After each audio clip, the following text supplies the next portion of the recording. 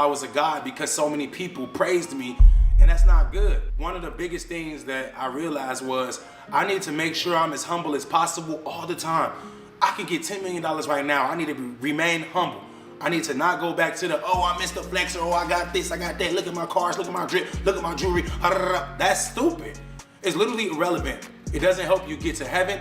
It doesn't help you motivate someone else. I mean, yeah, of course, people see me having it and they go, oh, I want to be like that, but is that really motivation? This is motivation right here. For someone to come out and open up to you guys should really be motivation, because it's letting you guys know that I'm a human being and whatever you're fighting through, I'm fighting through it too. So together we're actually battling battles, and no one's perfect. Look at P. Diddy, for instance. He's a billionaire. Everybody thought he was good. Nothing that ever happened to him. And now he's even fighting battles. So that just goes to show you that on Earth, this little floating rock we live in the middle of a galaxy, we all having it. And when I say having it, I mean issues, problems. Even if you ain't beefing with your baby mama or having drama like that with your friends or breaking up with your girl or your boyfriend, there's some issues that we're all fighting. For us to not be humble, it doesn't help at all. Because trust me, when I finally hit the depression phase, I was like, okay, yeah, I should have never been acting like that.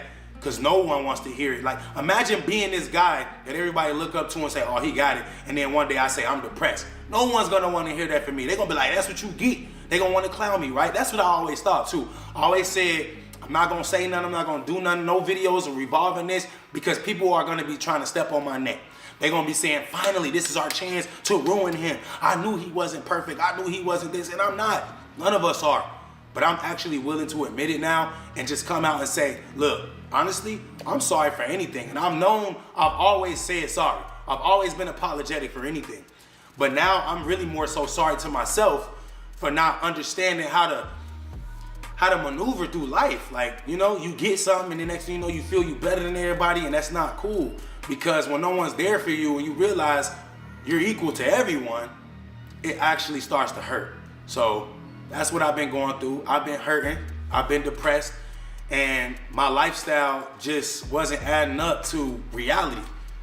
So basically, I didn't want to post anything. I didn't want to show anything because what was there to show? So recently, I called this hotline. I looked it up. I asked AI, is there any type of number I can call for depression? I called it.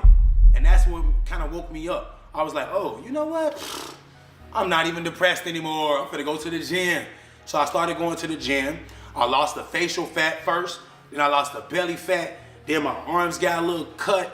Then my chest got pumped up. And my legs started feeling big. And next thing you know, I was feeling good again. But not to the point where I didn't want to be humble. You see? So now that I'm feeling good and I'm not depressed, because honestly, I'm not. We over that.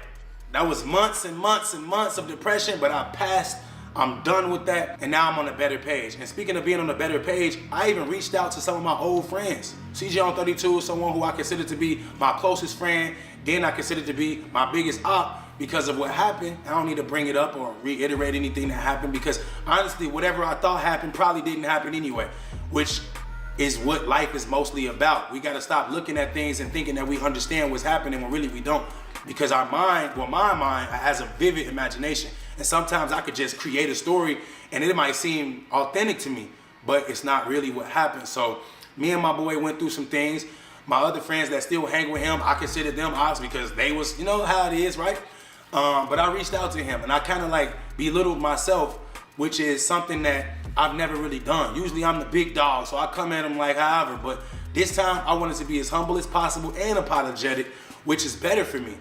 And it worked. My boy was like, you know, I just was here letting you do you, letting you live your life. You know, we still cool in my eyes, but I just kept my distance. Whoop-de-whoop.